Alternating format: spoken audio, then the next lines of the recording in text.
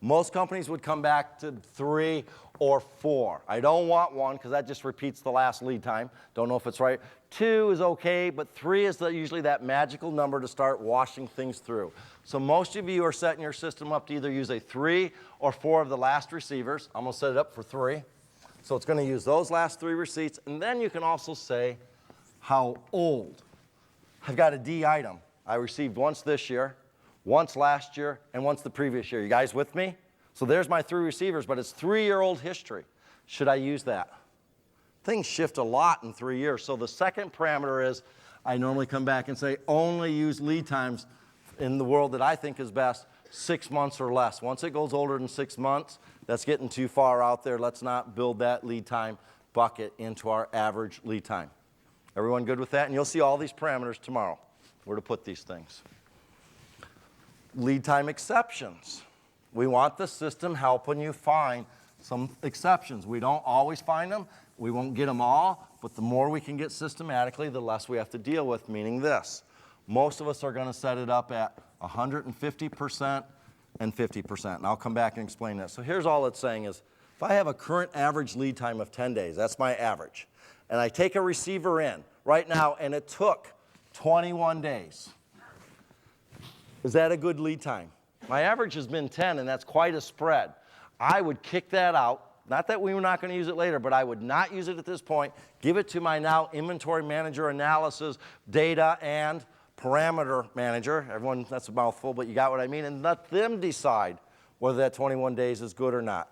So what we have, or what about this? I got a current average lead time of 10 days, and we happen to get it in 4 days. Do I really want that to go into my average? All we're doing is building the fence. I normally set companies up at 150 and 50, and all that says is, if this was 10 days, I'm willing to go up to a 15-day, 150% of my current average lead time, or down to 5 days. So I will accept anything in that range as a good lead time to go into my average. But if it's over here, or it's over here, I'm going to flip it out to you as an exception report and let you tell the system whether it's a good lead time or not. How many are working their lead time exceptions? Anyone that works it, once you get working, it's amazing, because you go, oh, our lead times are consistent, right? And you get working, and it's quite an eye-opener, isn't it? There's stuff all over the board with your lead times. Is that based on the actual day that you received the PO or the date that's printed on the PO? No, it's based on receipt. That question was, what's the lead time? From the day you place the PO to the day you receive the PO. That's the lead time. But even if they put no date is expected, it doesn't matter. Now, you can backdate things. What's the receipt date? Hey, we sat on it for a week by mistake. I can backdate it, but it's still going to go off the PO enter date to the receipt date. Okay? Perfect. Okay. PO entered date. Or print. Well, again, you guys correct me because I'll go off on stray. On which system? Fax. Fax calculating its average lead times off the day I print the PO or the day I've entered the PO? I think it's off entered. I know what you're saying. I entered it but didn't call it in for 3 months. Well, but why'd you do that? The assumption is we entered it today. Again, I know where you're at. That would be the same as the back order on the customer sales side where they wanted it last month but we didn't ship it. But the assumption is I entered a PO today. I got it off to the vendor. I received it this whatever day. That's going to be my lead time. Okay, now remember, those are what? Lead time buckets. And then we're going to take the average of 3 of them. So again, it says, hey, my last 3 lead time buckets for this was 11 days, 9 days, and 10 days. None of them are older than 6 months. There's a bunch of lead time still down here. There's another one out here, 21, and it was flagged exceptional. There's another one out here, 3 flagged exceptional. So it uses the best or the unflagged 3. In my case, I told it use 3 receipts not older than 6 months. So it looks through your lead time buckets just like history bucket or usage buckets. It says find 3 good ones not older than 6 months, come up with the average, 10 days. Any receivers then that fall out of this, it's going to flag it exceptional, tell your inventory manager about it. They can come in and go, oh, that is a good lead time, unflag it. And I'll go over some more of this tomorrow, how we fix things when we get there, but that's our lead times.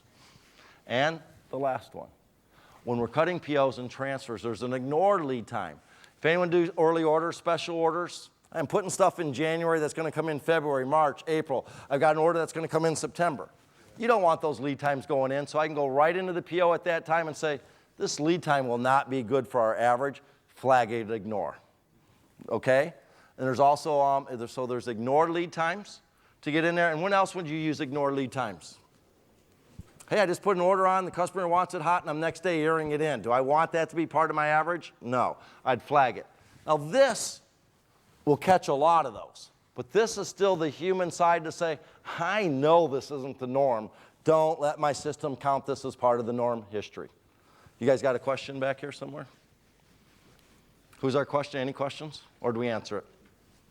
Angela. I know you can use ignore lead time for an entire PO.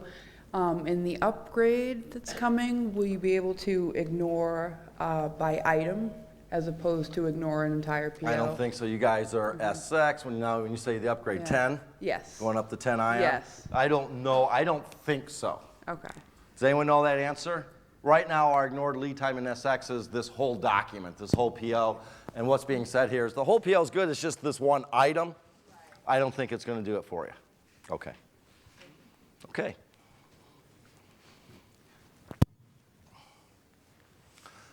So let's just bring a little bit of this together now. We've got usage. We've got lead time. Let's pull out our safety stock. Now, safety stock can be in percentage or in days. All right? So where we're at with that one is I can come out there and say put a 50% safety on it. So the item this morning, I sold 30 a month, 1 a day, 7-day lead time. So it says how many do I sell during the lead time? 7.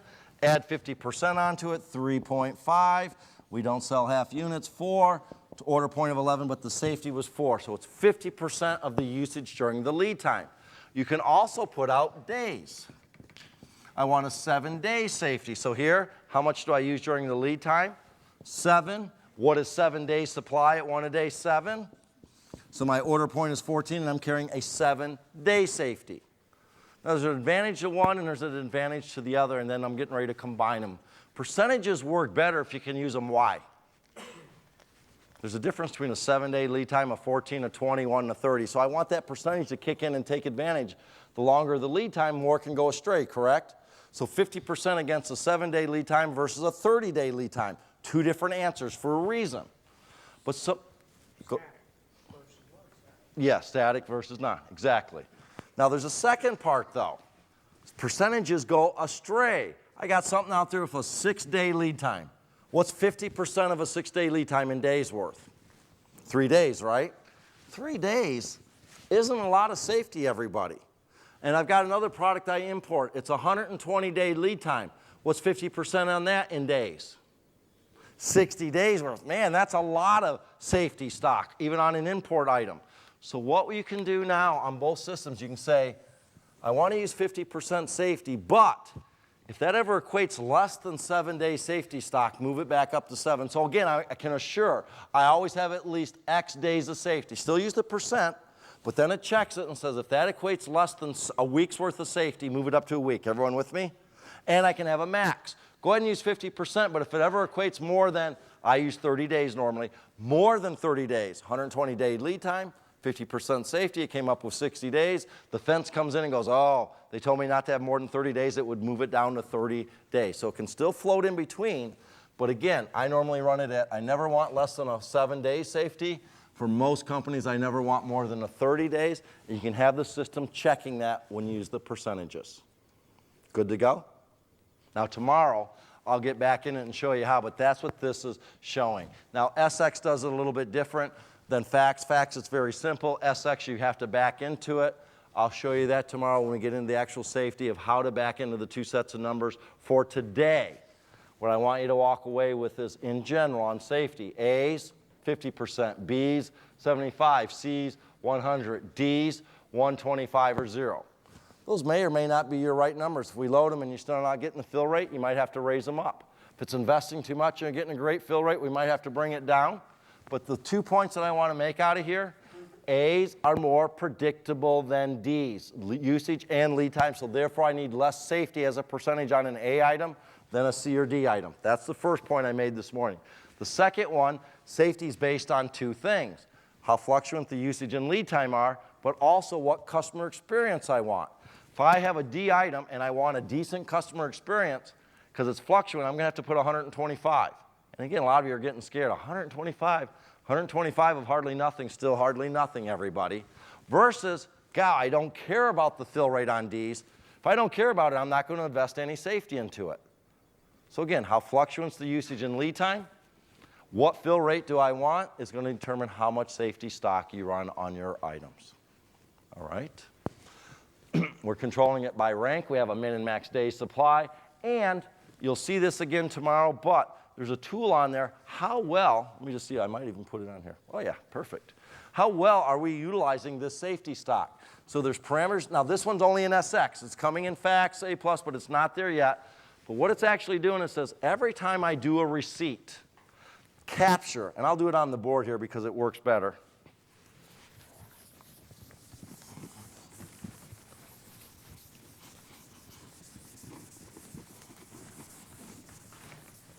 So here's what it's doing. It says, here's 0, here's your safety stock, and here's your order point. But if I capture every time I do a receiving how much I had available, everyone with me? So I just had the PO or transfer come in, it's going to go, how much did you still have on the shelf? And if it was always here, what are you thinking about our safety stock? We probably what? Yeah, too low. I heard the low. We need more than likely, right? If it's important for service. And that, I'm never hardly using it. You with me? Probably don't need it all. Now I on purpose put one here. I meant to only get one here. One here. I'm not looking for the one-offs. I'm looking for the pattern. I would come back and say, in general, this item, even if this one was way up here in one time, it happened to have that much still, most of it's happening there, the pattern, I'd put more safety on that item if it was customer experience oriented. This item, I'm going to put less safety on it because I'm never utilizing it. So what the system's doing, we let you set up these quartiles. And we normally run them at 25 and 75. And here's all it's saying. Very simple, and that's that screen. You'll be able to come read it. If 5 of the last 6 receipts, so here's my last 6 receipts. If 5 of the last 6 fall below 25% or above 75%, put it out to my inventory manager for them to look at that says maybe you need more safety, maybe you need less safety. It's not going to change safety for you. I don't want the system to do that. It's just showing whether we're utilizing it or not utilizing it. On the SX side, anyone using the safety analysis yet? It's a good tool. I have folks out there using it. It's one of your exception reports, and here it is. It's not in the other 2 systems yet, but this is when you've applied the big parameters, and you're getting down there, and you're 4 years into this, and you're really fine-tuning your inventory. That's what this is showing you guys. Again, it's just showing. Now, this one's a good one. What? If that popped up, and that's where my safety, I'd go, perfect. I one time didn't use it. Most of the time I'm in my safety range. I even was down to 0, and I was even back ordered, stock out and waiting. I'm still saying perfect. Why? I expect to stock out now and then, and I'm all over the board, so I'm utilizing that safety well. It's across all the board versus all grouped into the top or the bottom. That's all it is. That's usage, lead time, and safety. Usage during lead time plus safety is order point. Now, I need to get you out on a break, but I want to do one more thing before we take this break, and then I'll get you on the break. Sometimes usage during lead time plus safety stock goes astray. The math is right, but when you look at it, you'll go, the math is right, but we've gotten smarter since all that was developed. I've got an item out there I sell 40 a month of. The lead time is 7 days. The safety is 15%. So how many would this allow me to get down to? 50%, sorry. So what would be my calculated order point on this, everyone? Well, 7 days is a quarter of a month, let's just say. So how many do I sell during 7 days? 7, right? I'm sorry, 10. Off of math, a quarter of this, right? So I sell 10 during the lead time. Let's add a 50% safety on, so what's my order point? 5. Additional 5, so 15. Calculated order point, the 10 during the lead time, plus the 5, 15. Now the whole idea of what should this 15 do for us? If I get down to 15 on the shelf, I should be able to place a PO or transfer and have enough to meet my customer or branch demands until that PO or transfer comes in. Everyone agree? That's what the whole order point's behind. Now up front, everything looks good. I'll make the first one work well. If I sell 40 a month and now start dividing it by hits, which ends up with average ship quantity. We sold 40, our usage was 40 over 4 different hits, orders or transfers. What's my average ship quantity? 10. So what that says is on average, the customer or the branch is going to come ask for how many? 10. So now I'm down to the order point. I've got 15. I'm into that last week and they asked me for 10. Hey, I've got the 10 to ship them. Everything's good, go below order point. 7 days later, 7 days later, my next PO comes in. That world works great. I'm able to cover the 10 that they want, correct? 2 hits. What's my average ship? So here's what we just said. The customer comes in and asks for 20 of these, but our calculated order point let us go to where? 15. And in today's world, not having all of it sometimes is as bad as having none of it because they want it shipped complete. So part of me wants to say what? Even though this is the right calculated order point, I would really like it to be 20 to cover when they come in and ask for it, right? So I want to move that calculated order point from 15 to 20 for what reason? Keep going. What's my big objective? My fill rate. I want to come in, if they ask me for 20, give them 20, not lose the sale or have a back order. But anytime I think about fill rate, because I want to move that 15 to 20, you guys with me? And here we go. I'm going to say ASQ. I want to go have the system raise to 20, but I always think about what on the other hand? Profitability. So here's what it is.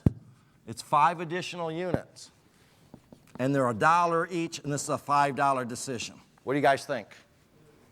Rock and roll, let it do it, and I don't need to look at it. $5, let it go. Hey, it's 5 units, and they're $10,000 each, and this is a $50,000 decision.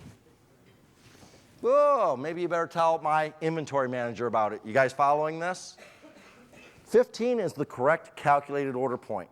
20 is the correct average sell quantity, and I would rather have 20 on the shelf when I'm down to the tail end than 15 if it cost me $5.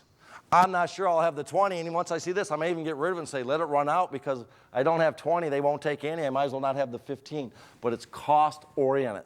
This is average ship quantity 5 high that's been automated into all of your systems, okay? It'll come in and calculate average ship quantity, compare it against your calculated order point, has dollar parameters, so how much you will let it go. If it's under that dollar parameter, say yes.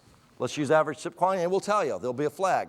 If it's more than that dollar parameter, I still want to tell you about it, because you may come back and go, hey, it's worth the 50 grand, but I want you to determine that, so it would come out on an exception report that says, I wanted to move it to 20, but it's higher. Most companies, just so you know, run this at $500.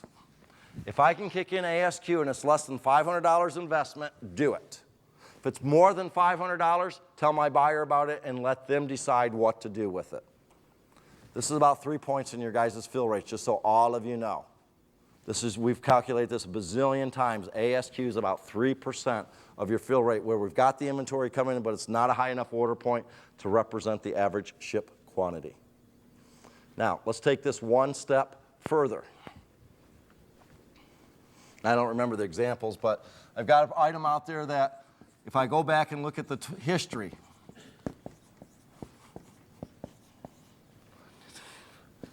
this is called 5 high. It's a hybrid of this. So it looks at your history of what you actually sold out or transferred, and it says, here's my actual transactions going out. I sold 100, I sold 20, 20, 100, 120, 100, 625. Now there's those 20s coming in that we're talking about.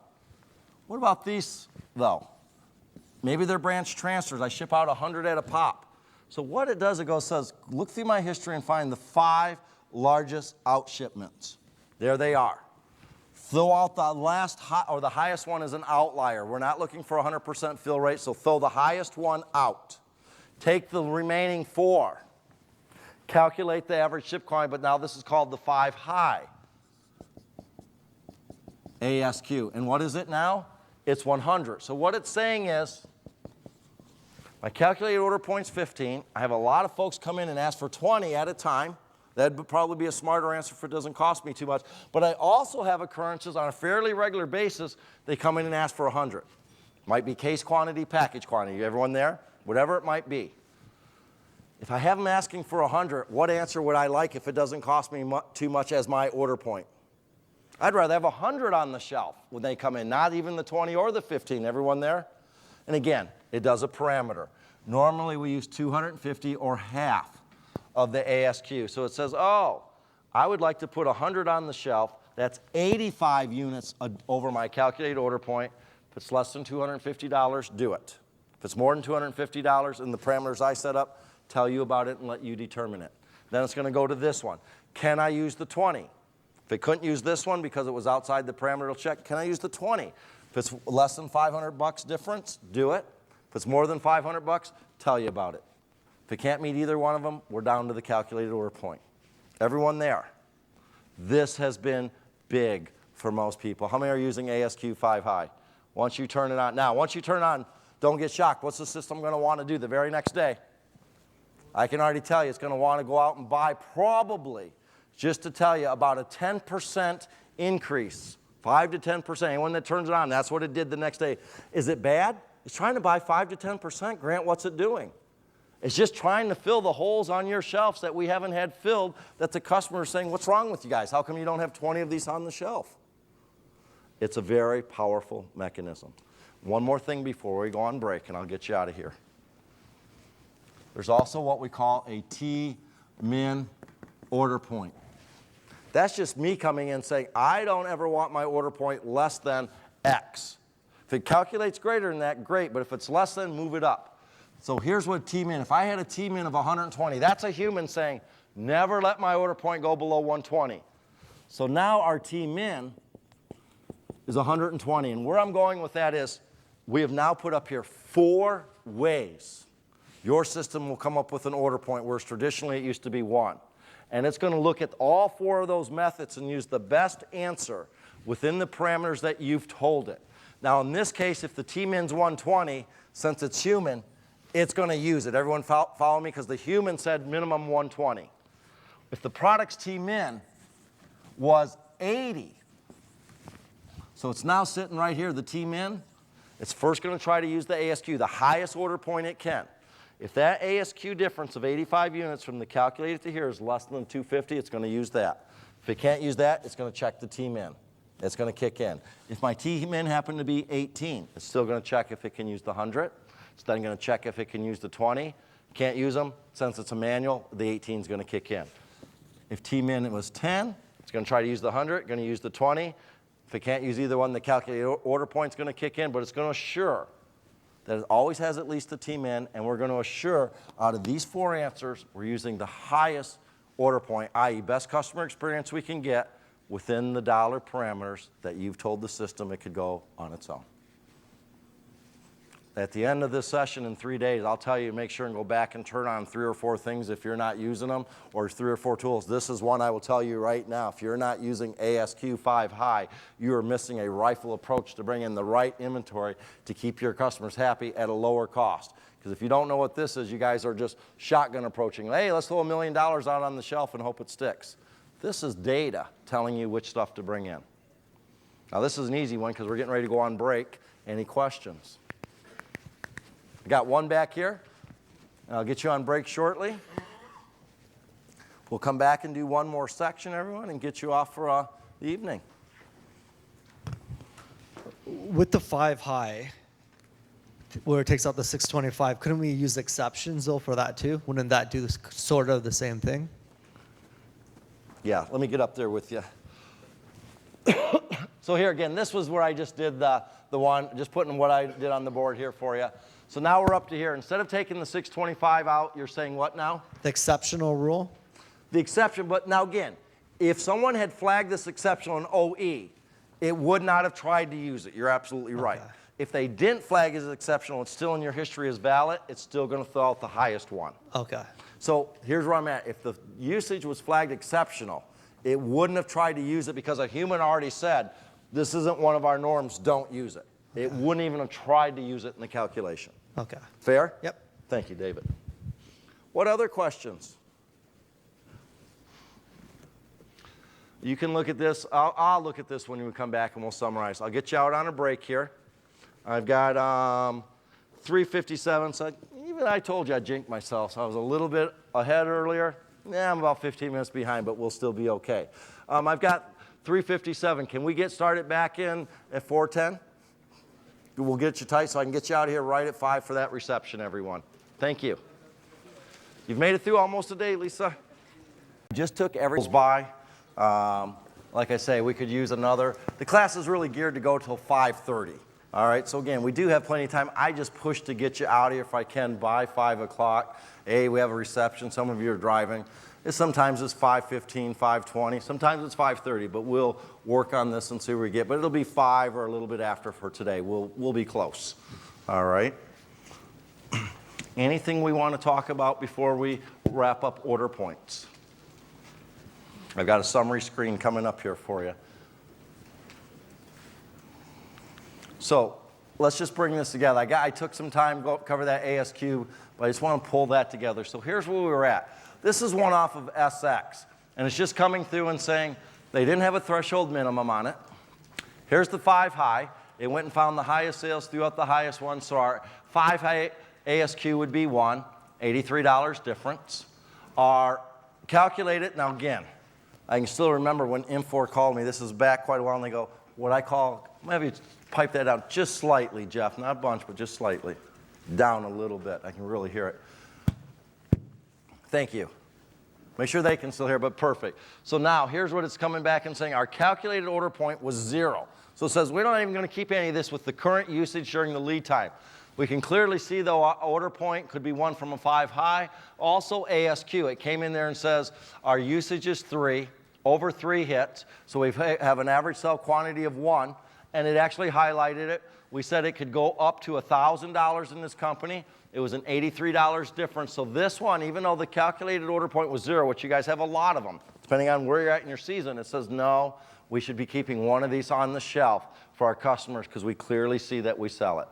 So again, it looks at all 4 of them. It's looking at your threshold min, your ASQ, your 5 high, and your calculated, here called raw, calculated order point, and using the best answer out of it. So again, I'm just showing you how that all comes together.